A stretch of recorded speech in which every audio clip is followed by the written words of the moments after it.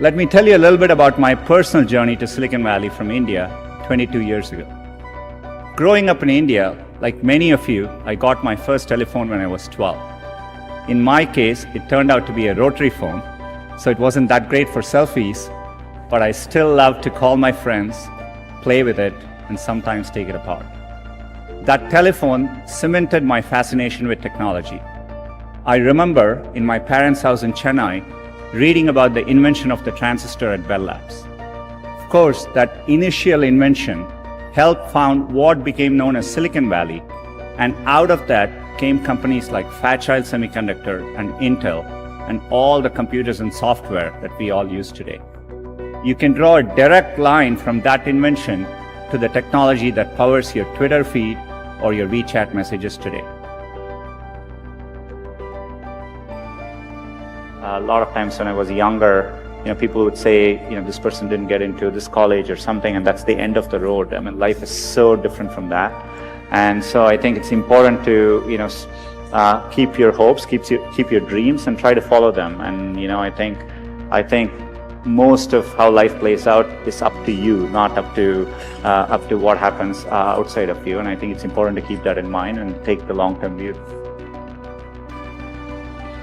I still vividly remember as a teenager jumping onto a crowded train at Chennai and traveling for 24 hours to attend my school at IIT Kharagpur. And that opportunity changed the course of my life. You want to aim high enough that you fail, a few times. I think that's the natural part of the process. In fact, Larry used to say, if you work on really difficult things, you're better off because you have no competition. Others aren't working on that difficult a problem. And even if you fail, you end up doing something great in the process. I think, working the real world, I would say, it is important to be well-rounded. It's important to, try different things, take some risks.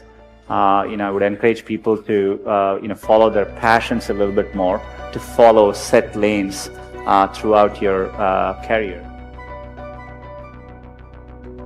Getting into an elite institution doesn't guarantee success. It matters a lot, but it doesn't guarantee success.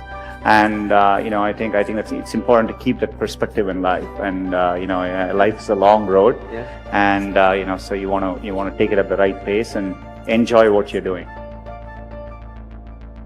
I know how much hard work it takes to pursue your dream of building a business. The long hours, time away from family, the ideas are brilliant that just don't seem to catch on.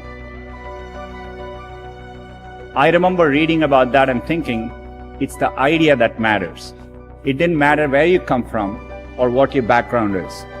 One revolutionary idea, one brilliant invention can unleash other entrepreneurs to revolutionize industries in ways you could never predict.